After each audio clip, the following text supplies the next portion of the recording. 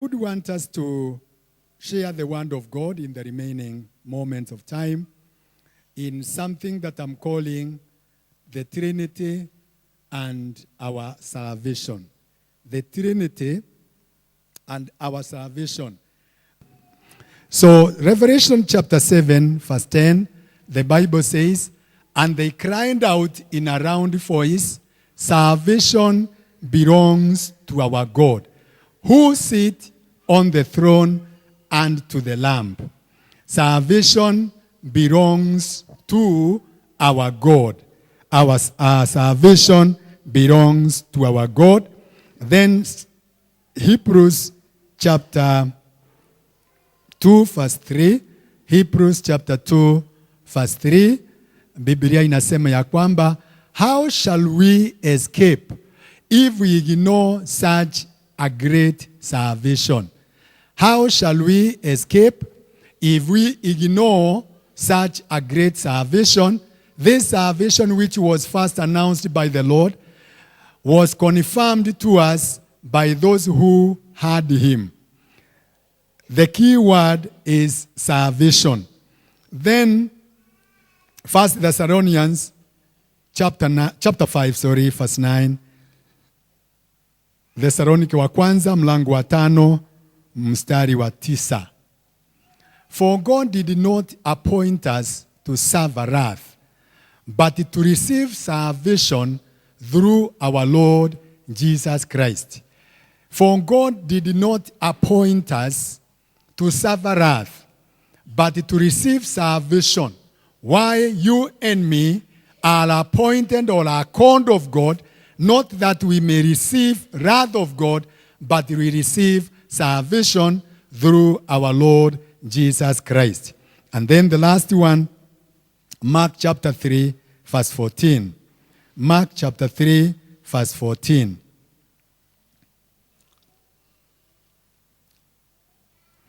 He appointed 12, designating them apostles, that they might be with him, and that he might send them out to preach. He appointed 12, designating them apostles, that is Jesus Christ, designating them apostles, that they might be with him, and that he might send them out to preach. Praise the name of the Lord. Let us keep remembering that our topic of discussion is the Trinity, or the relationship of the Trinity and our salvation.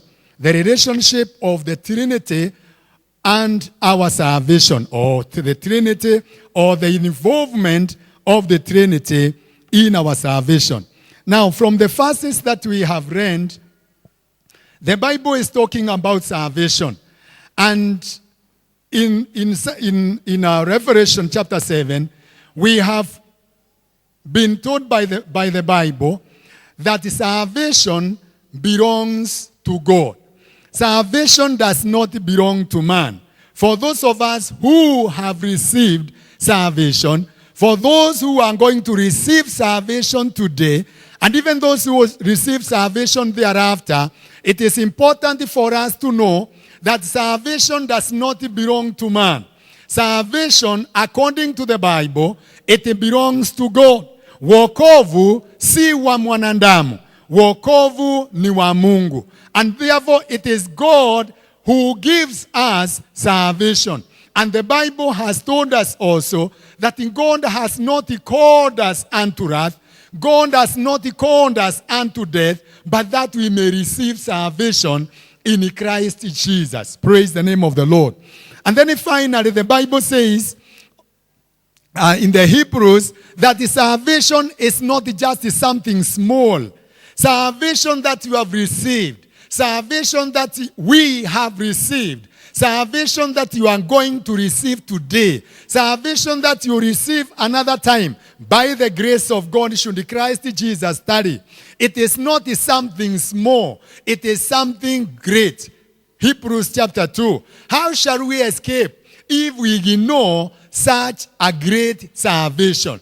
That the salvation which belongs to God, and the salvation which is the salvation that God gives to us as his people, it is not something small, such that we can take it for granted, such that we can play around with it. It is something of great value, and the Bible calls it a great salvation. Praise the name of the Lord. So it is not something small. And those of us who have received it, let us guard it with care. Let us guard it with all seriousness, because it is not something small. It is something great. It is something big. It is something valuable. And so Jesus Christ, the Bible says in the book of Mark chapter 3 verse 14, Jesus Christ appointed the 12, designating them as the apostles for two reasons. Reason number one is that they may stay with him. Praise the name of the Lord. Reason number one for Jesus Christ appointing the apostles. Reason number one for Jesus Christ saving you or giving you and me salvation is that we may stay with him. Praise the name of Jesus. That we may stay within Jesus Christ. That we may fellowship within Jesus Christ. That we may commune with Jesus Christ. That we may stay with him. Reason number two is that he may send us out to preach. Yeah? That they might be with him. And reason number two, that he might send them out to preach. And though it is important for us to know the purposes why Jesus Christ has appointed us, why Jesus Christ has called us, why Jesus Christ has given us such a great salvation, is that number one, we may stay within Jesus Christ. Praise the name of Jesus. We may stay. We can do many things. But the reason number one and the purpose number one is that we may have fellowship with the Lord Jesus Christ. Praise the name of Jesus. We may have fellowship within Jesus Christ. And having fellowship with Jesus Christ, what will help us, even number two is that he might send us. As we fellowship within Jesus Christ, then he will send us to witness for him. He will send us to preach. And every person who is called by the Lord Jesus Christ, him is a witness. Praise the name of Jesus. Him or her is a witness. And so what will help us to stay within Jesus Christ is the more or the much we know Jesus Christ. The much we know Jesus Christ. And therefore when we know what manner of a God, what manner of God has called us, who is this God who has called us, what is this God, or what is this God who has called us? Then with that knowledge, we will be able to associate with him. The much you know somebody, the much you can be able to associate with him. If you know somebody in a very small way, the same magnitude will you be able to approach him or her. If you do not know somebody, it will be very difficult for you and me to approach that person. But when you know that person, then you'll be able to call him, you will be able to associate with him. And therefore, for us to be able to stay within Jesus Christ, as he has called us for our purpose, number one, that we might stay with him, for us to enjoy the fellowship within Jesus Christ, for us to be able to stay, for us to be able to worship the Lord, for us to be able to sacrifice to the Lord, for us to be able to give to the Lord. As we stay with him, it will depend on how much have we known him.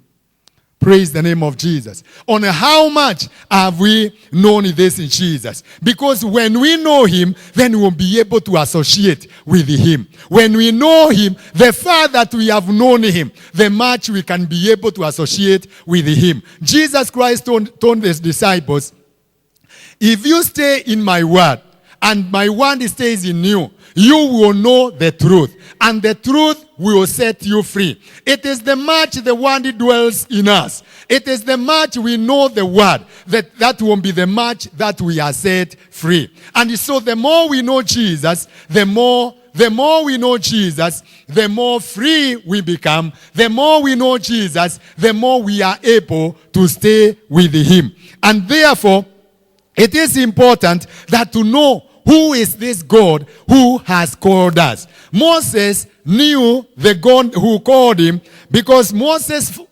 Exodus 33, verse 12, 13, 14, and 15, Moses was communing with God. And we know that Moses could spend time with God because he knew him. And so Moses said to the Lord, you have been telling me, lead these people, but you have not let me know whom you will send with me. Whom God will send together with Moses and the children of Israel. You have said, I know you by name, and you have found favor with me. Verse 13. If you are a priest with me, teach me your way, so I may know, or your ways, so I may know you and continue to find favor with you. In other words, that I may continue to abide in you. Remember Christ Jesus saying, John 15, I am the vine, and I am the true vine, and you are the branches. Abide in me. So for us to be able to abide, for us to be able to stay within Jesus Christ, we have to know him. And so Moses continues, remember that this nation is your people, verse 14. Is your people. The Lord replied, my presence will go with you, and I will give you rest. Then verse 15, then Moses said to him, if your presence does not go with us, do not send us up from here. Praise the name of the Lord. If your presence does not go with us.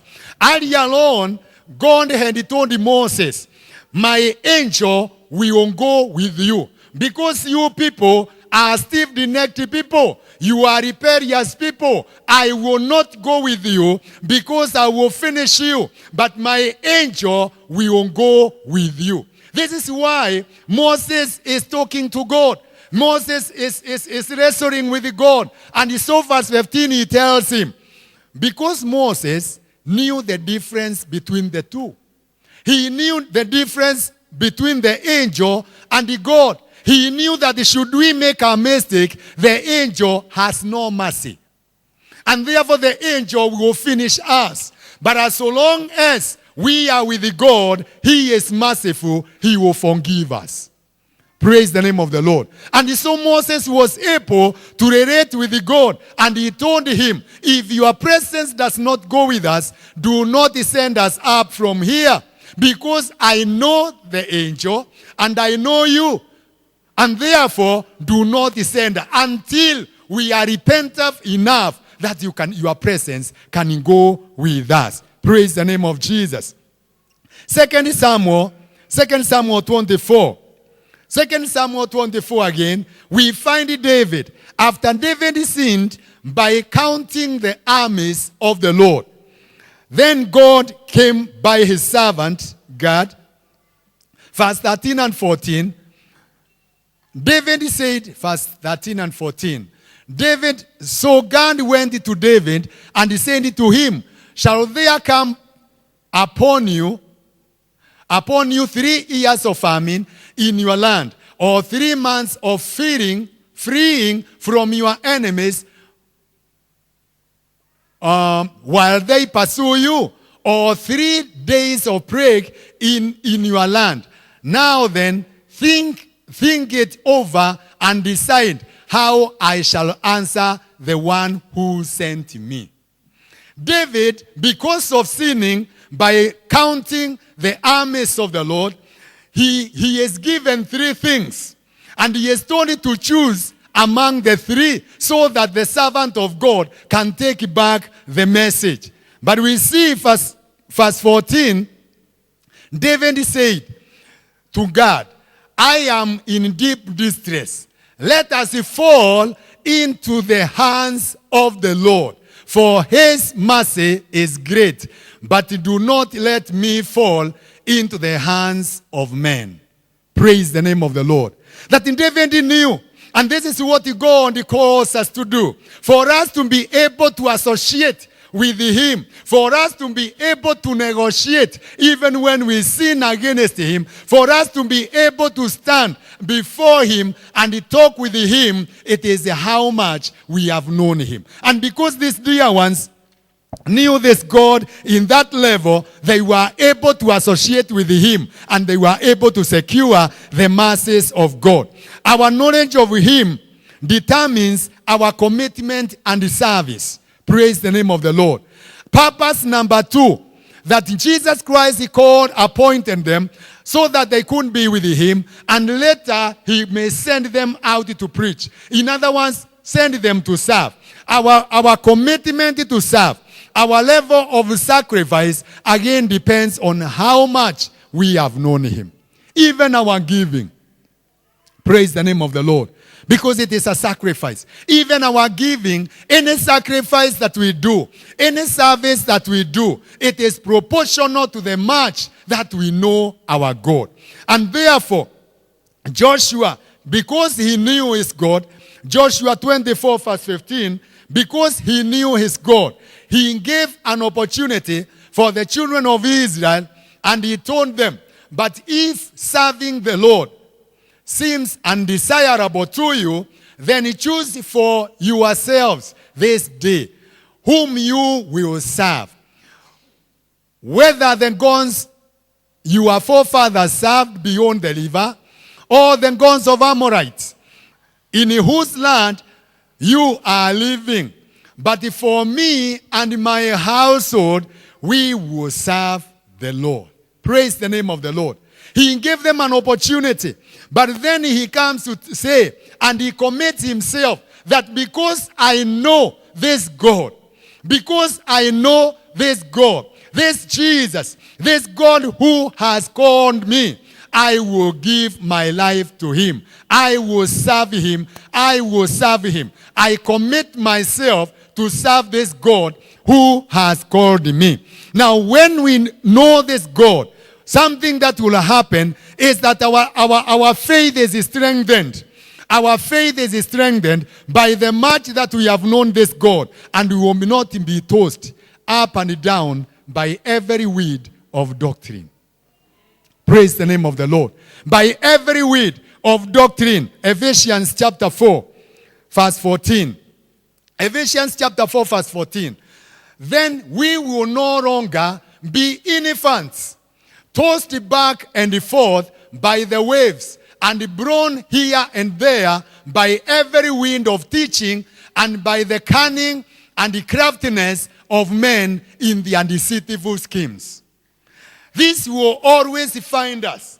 But so long as we have known what manner of a God who has called us, then we will not be infants to be tossed here and there by every wind of the doctrine.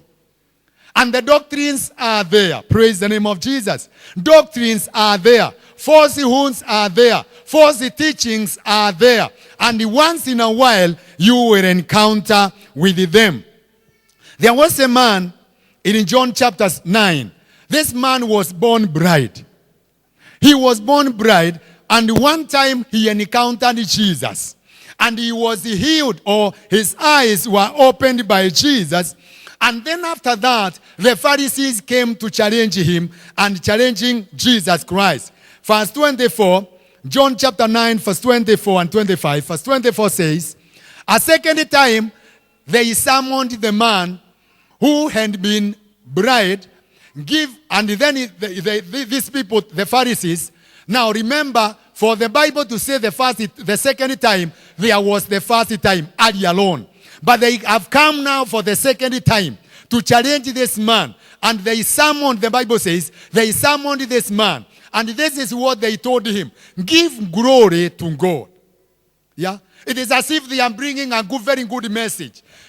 Give glory to God. This is how falsehood will come to you, will come to me. That the first time the falsehood comes, it will come in a manner likely to suggest it is godly. Yeah? It is godly. That is how it behaves. And then they said, we know this man is a sinner, referring to Jesus Christ. Now they have started, give glory to God. We know that this man, referring to Jesus, give glory to God. We know that this man is a sinner. Yeah? But for sure we know that in Jesus Christ is not a sinner. This is the truth we have. And then verse 25, this man replies. He replied, whether he is a sinner or not. I do not know. One thing I know, I was blind, but now I see. Praise the name of the Lord. What will make you stand against the falsehood?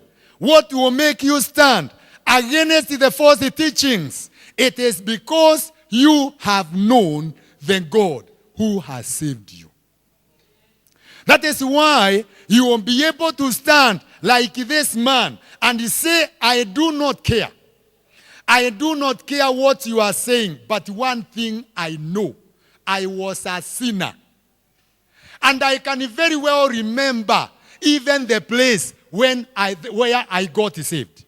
Actually, I can remember even the day, especially me, it was a Sunday evening. And even the time, and for some reason, I can also remember the brethren who prayed for me. This is Jesus who saved me. I know him. Praise the name of Jesus. And so you'll be able to stand your ground. And when these false teachings come, it will come like it came to this man. We are not the special brethren and friends. It will come. Falsehood will come. If falsehood came in the Garden of Eden, falsehood also came to Jesus. It will still come to us, the followers of the Lord Jesus Christ. But what will make us stand is how much we have known this God.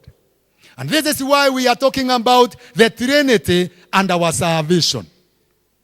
One time, as I gave a testimony in the morning, somebody from not Jehovah, but Jesus Only. Jesus Only, there is a group called Jesus Only. And so that this person knew that I am saved. He belongs to Jesus Only group. And he started witnessing to me, and he took the Gideon's Bible, the small one, the pocket one, and he read it to me. And he said, you people, you believe in 3 gods. You are people of 3 gods. But we belong to Jesus only. And unfortunately, he removed his Bible and read in Matthew chapter 28, verse 19. Matthew chapter 28, verse 19 says like this. Matthew chapter 28, verse 19. Therefore, go and make disciples of all nations, baptizing them in the name of the Father, and of the Son, and of the Holy Spirit. And he told me, we baptize in the name of Jesus. And so we belong to Jesus only. And all of a sudden, you see, it is very easy to get some doubts. Do I believe the correct thing? Do I belong to the right? Am I in the right direction? And all of a sudden, actually, suddenly, the Holy Spirit spoke unto me that it is not gods. It is not 3 persons. It is not 3 gods. But it is one God. If you check it clearly, it says baptizing them in the name, not in the names. Not in the names, my friends and brethren.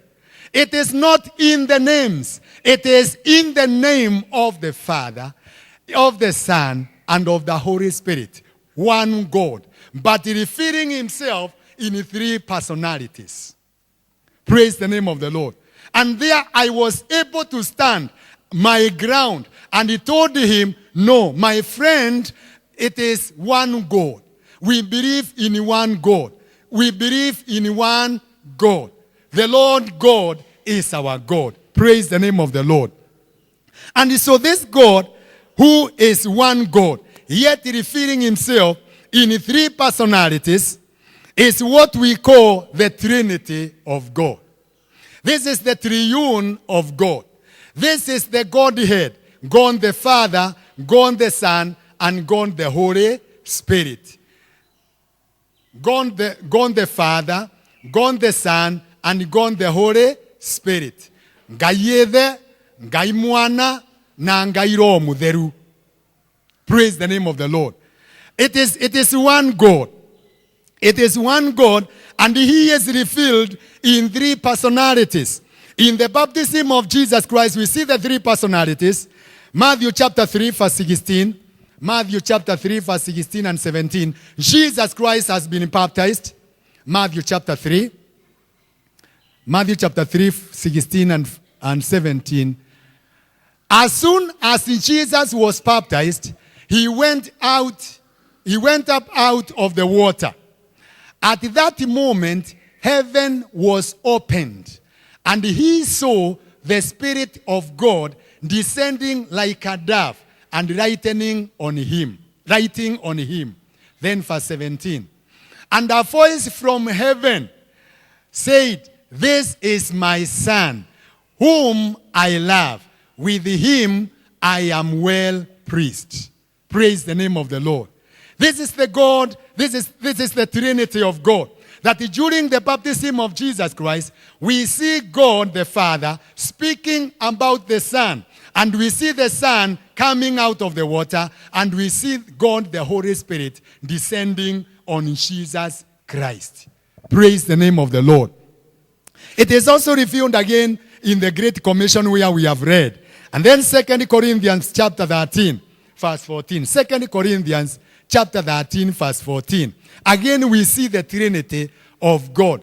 Na hiyo ndio mara nyingi tumesoea. 2 Corinthians chapter 13, 14. May the grace,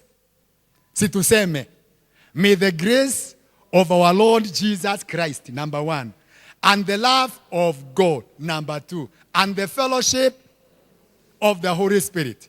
That the Trinity of God, the three personalities of God, yet one God, is in operation. This is what we are calling the triunity or the Trinity of God. And without the work of the Trinity, there is no salvation. Without the work of God the Father, God the Son, God the Holy Spirit, there is no salvation. Praise the name of Jesus.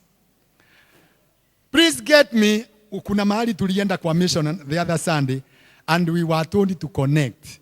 And I am praying that sincerely we may connect with you together so that the flow of the ministry of the word may reach you, may reach each one of us. Because the Holy Spirit has connected us together while the Father is doing what he has purposed to do in our lives this afternoon in the name of Jesus Christ. And I have said without the work of God the Father, God the Son, God the Holy Spirit, there is no salvation. Because salvation belongs to our God, as we have seen. And this God gives salvation unto us. And we will see it. And again, without the work of God the Father, God the Son, God the Holy Spirit, there is no fruitfulness. Last time when Reverend was teaching us, we were shown the pictures. You remember? There was a life that is powered by the flesh. And there is another life that is powered by the Holy Spirit. And it is only the life that is powered by the Holy Spirit that produces the fruit of the Holy Spirit. And as we will see, or in case God is giving us time and grace, that part 2 of this is the fruitfulness. And without the work of God the Father, God the Son, and God the Holy Spirit, there is no fruitfulness. God the Father, God the Son, God the Holy Spirit must work together for our salvation to be. for the salvation to be such that we who have received the salvation, and you who is receiving salvation, and you who will receive it another day or today, by the grace of God, without the work of Trinity, there is no salvation. Why are we saying like this? One, is because the Father, God the Father, is involved in salvation. God the Father is involved in salvation. He plans for salvation and he sends his Son. He plans for salvation and he sends his Son. Number one, he plans for it. Number two, he sends Jesus Christ, his Son, so that he can execute the salvation. Ephesians chapter 1, verse 4. Verse 4 and 5. Ephesians chapter 1, verse 4 and 5 says like this. Ephesians chapter 1, verse 4 and 5. For he chose us in him before the creation of the world to be holy and blameless in his sight. In love, verse 5, he predestined us to be adopted as his sons through Jesus Christ in accordance with his pleasure and will. Praise the name of the Lord. That in God, it is God who plans for our salvation. It is God the Father. God the Father plans for our salvation. Matthew 10:40. Matthew 10:40. Matthew 10:40. Matthew 10:40, faster. He who receives you receives me. And he who receives me receives the one who sent me. Praise the name of Jesus. That he who receives you receives me. Jesus Christ is talking. He who receives me receives the one whom he sent. And so it is God the Father who plans for salvation. Salvation belongs to God. And this God plans for salvation and he sends his Son. Again in Galatians chapter 4:4. Chapter 4:4. Galatians chapter 4:4. But when the time and the fury come, God sent his Son, born of a woman, born under the law, to redeem those under the law, that we might receive the full rights of sons. Praise the name of the Lord. That when the time was fully come, at the appointed time, God the Father sent his Son. God the Father sent his Son. God the Father sent his Son. And so the involvement of God the Father in our salvation is that he plans for the salvation and he sends his Son. Number two, God the Son. God the Son. God the Son. God the Son purchases our salvation by proclaiming the good news of the kingdom, dying on the cross, and conquering death through resurrection. Again, Ephesians chapter 1, verse 17. Ephesians chapter 1, verse 17. And you also, Ephesians chapter 1, verse 17. I keep asking that God of our Lord Jesus Christ, the glorious Father, may give you the spirit of wisdom and revelation so that you may know him better.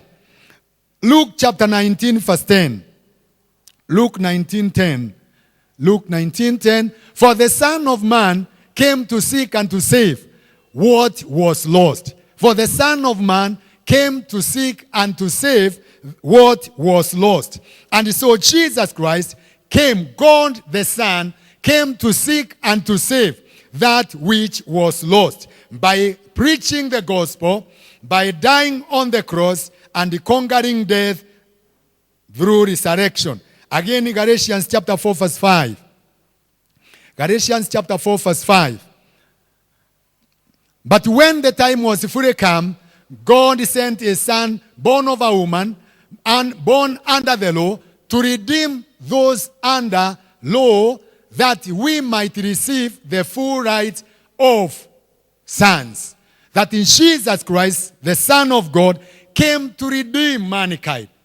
Came to redeem mankind. Came to save mankind. And through salvation, we have become the redeemed of the Lord. We have got the full right of the sons of God. As the Bible says that Jesus Christ came to his own, and his own received him not. But all those who received him, he gave them right to become the children of God.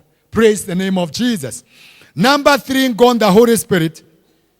God the Holy Spirit, the work, the involvement in our salvation. We have seen God the Father planning and sending. And then in God the Son purchasing or redeeming. Then in God the Holy Spirit, He preserves our salvation. When you have wood or mbao, we buy some wood preservative and we apply on the bough, on the timber, so that we can preserve that timber, so that it is not destroyed by the weather, by those other things, by ants. And so it is the Holy Spirit who seals our salvation for preservation. It is the Holy Spirit who seals our salvation for preservation. Ephesians chapter 1 verse 13. Ephesians chapter 1 verse 13, the Bible says, and you also were included in Christ when you heard the word of truth, the gospel of your salvation. Having believed, you were marked in him with a seal, the promised Holy Spirit. Praise the name of Jesus. So it is the Spirit of God, or God the Spirit, who comes and he seals us. The Bible says that he seals us. We are marked that we belong to God. Praise the name of Jesus. That our salvation is sealed, is preserved by the Holy Spirit. It is the Holy Spirit. The Bible says in Galatians, the Bible says in Galatians 4:6, the Bible says that it is the Holy Spirit who is given to us. That God, after becoming sons, because you are sons, God sent the Spirit of his Son into our hearts. The Spirit who calls out, Abba, Father. It is the Spirit, it is God the Spirit, who cries in us, who calls in us, Abba, Father. And therefore, giving us the freedom of association with the Father. We can abide in the Lord Jesus Christ. We can stay within Jesus Christ, fellowshipping with our Father, because the Holy Spirit gives us the freedom of association with him. He marks us to preserve our salvation, and not only that, he witnesses to our spirit that we are the children of God. He witnesses to us when things come, when false doctrine come, how will you stand? It is the Holy Spirit witnessing to you. You have believed the true thing. It is the Holy Spirit who communicates with your spirit that you are the Son of God. Praise the name of Jesus. That you are the Son of God. I am the Son of God. And with this knowledge, when we receive this knowledge, when we appreciate this knowledge of the involvement of God the Father, God the Son, God the Holy Spirit in our salvation, then things happen to us. And one thing that happened to us is that we are able to count on the Lord. We are able to count on the Lord and have a childlike trust. We can trust this God without questioning. Praise the name of the Lord. Because we have known him. Because we have known him. He is involved in our salvation. God the Father has planned for it. God the Son has purchased it. And God the Holy Spirit has sealed it, has preserved it. With that confidence, I can be able to approach the Father with childlike trust. Number 2 thing that happened to us, we have increased and strong confidence in him. That because of this knowledge, Because we have known our God in this manner, we have confidence. As we said when we were starting, in Job chapter 19, verse 25, Job, of course, we know the life that Job lived. But when it came to Job 19:25, he says like this, I know that my Redeemer lives. It is true. These challenges are there. These challenges are there. But one thing I know is my Redeemer lives. Praise the name of the Lord. And that in the end, he will stand upon the earth. Amen. What will make you stand like Job and say, I know my Redeemer lives? It is because you have known him. It is because you have known that this God is involved, that God the Father is involved, God the Son is involved, God the Holy Spirit is involved, the Trinity is involved. And in Colossians, the Bible says our lives are hidden in God, in Christ Jesus. Or are hidden with Christ Jesus in God. That for any power to remove me, it is only, first of all, dissecting God. Because me and Jesus, we are in God. So dissecting God, then go inside, then dissecting Jesus, then remove me. What shall separate us from the love of God? Amen. And also Paul says, 2 Timothy 1:12. 2 Timothy 1:12, the Bible says, 2 Timothy 1:12, that is why I am suffering as I am. Yet I am not ashamed, because I know whom I have believed. Amen? That I am not ashamed, because I know whom I have believed. And not only that, I am convinced that he is able to guard what I have entrusted to him for that day. Number 3 thing that will happen to us when we appreciate this knowledge, the knowledge of involvement of the Trinity in our salvation, is that we have increased joy. We have increased joy that does not depend on the happenings. We have increased joy that does not depend on the happenings. Luke chapter 10, verse 17 to 20, there is something that is happening there. Luke 10, verse 17. The 72 returned with joy, and he said, Lord, even the demons submit to us in your name. Praise the name of the Lord. Indeed, that is a good report. It gives us joy. In fact, when we go to preach, like today, we are going to Gadoga in the afternoon. Yeah? We are going to Gadoga in the afternoon. And it is good when you see somebody coming to the Lord, when you see somebody being delivered, then you can take the report. Maybe you take the report to Reverend and tell Reverend, you know what was happening? Because he has sent us. However, these people took the report back to Jesus. And the report is they were very joyous. Just like you and me, when we go for a mission, we come rejoicing. And it is not bad. But there is a greater joy that Jesus Christ gives to us. That when we receive this knowledge, the involvement of the Trinity in our salvation, we receive joy that does not depend on the happenings. And so he continues to say, verse 20, verse 8, verse 19. I have given you authority to trample on 6 snakes and scorpions, and to overcome all the power of the enemy. Nothing will harm you. Verse 20. However, it is true you are rejoicing. And it is not bad. It is not bad that the demons will be subject to you. But there is something better than that. However, do not rejoice that the spirits submit to you, but rejoice that your names are written in heaven. Praise the name of the Lord. Rejoice.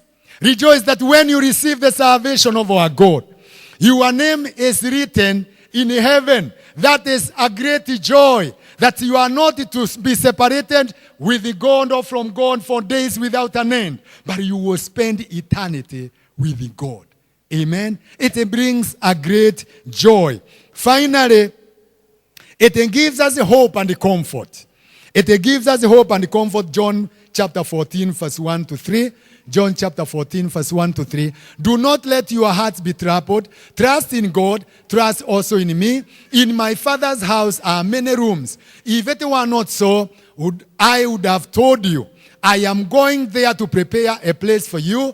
And if I go and prepare a place for you, I will come back and take you to be with me, that you also may be where I am. Praise the name of the Lord. What a hope. What a comfort.